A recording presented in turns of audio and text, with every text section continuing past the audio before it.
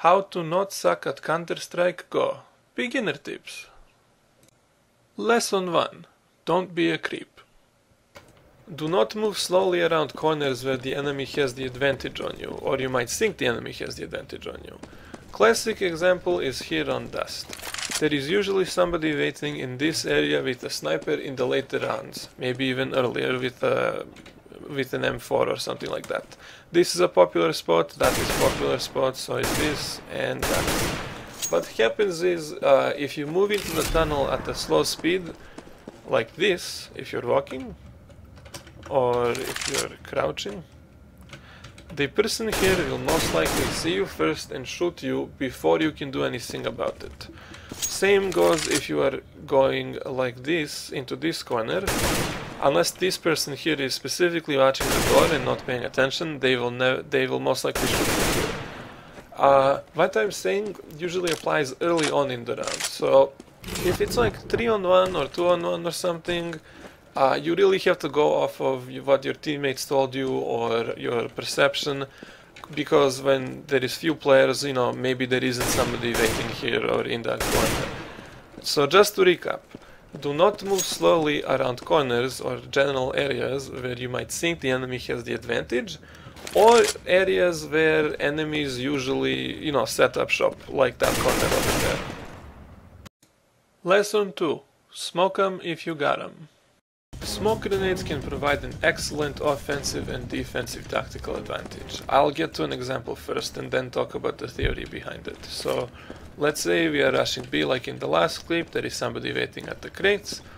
So maybe before you rush in, you get your smoke ready, you throw it over there, wait for it to pop obviously, and now the defender at the crates cannot do anything. They can't see you, you have the advantage. So at this point you are free to move in, check the window, check the corner, any other area that you might think they are. And you have to be careful when popping smoke.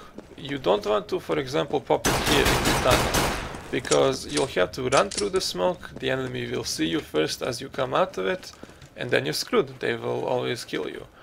The basic theory of using smoke grenades is simple. You use it to get a tactical advantage on your enemy.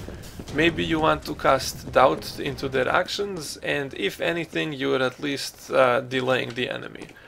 So one example of delaying would be if you are terrorists, you planted B, you set up shop here, maybe you throw smoke here at the doors. And now if the CT is dumb enough to rush to the smoke, you just pick him off as he comes out. If he doesn't, if he waits, then you know, you're just counting down the timer and that's in your favor. If you guys want, I can do a smoke guide for all the competitive maps at another time in another video. Lesson 3. Patience is the key to immortality. When you're playing the defensive side on a map, there is no need to rush, because the enemy can only win by killing the entire opposition team or completing the objective. So for example, if you're playing Dust 2 in your CT, don't rush this catwalk. Instead, lock it down with some of your teammates. Maybe one guy can stand here, he can get good headshots here, or maybe over here. This is my favorite spot, they usually don't expect me to be there.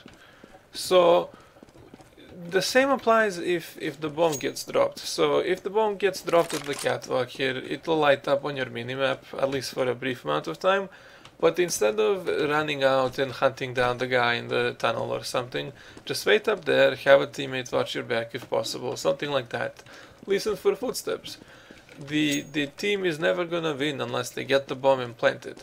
If you go hunting for them and you know you're not, you know, the best player, you're basically saying to your team that you want to get killed. Lesson 4. You're not a bottle or a neck. Do not bottleneck when you are playing. So what that means is, let's say you have some T's or something assaulting this tunnel here.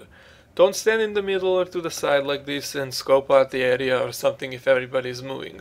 What's gonna happen is they're gonna push into you and then they can't get through, and then they'll get mad, and then you'll try to go back and then you'll push into them and then you can't go back, so somebody is just gonna pick you off when that happens. Very simple, don't bottleneck. Lesson 5. You are not Rambo.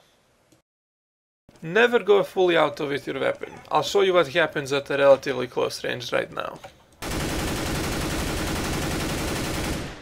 As you can see, the spread pattern of your fire is atrocious. Maybe you get lucky with that bullet or that one and you get him in the head or something, but the chances of that are very slim and he'll probably kill you long before that. So what you want to do is fire in bursts. For the M4, a 3-round burst is usually pretty good. Something like this. It's very simple, and when you start fighting with bursts you will automatically get more kills. You'll notice it. It's just so much better. So remember, never go full auto, because if you do all the tips I've told you today and still go full auto, at the end of the day you're still gonna get killed. I hope you guys enjoyed the video. Let me know if you have any specific tutorial requests, otherwise I'm just gonna keep killing chickens.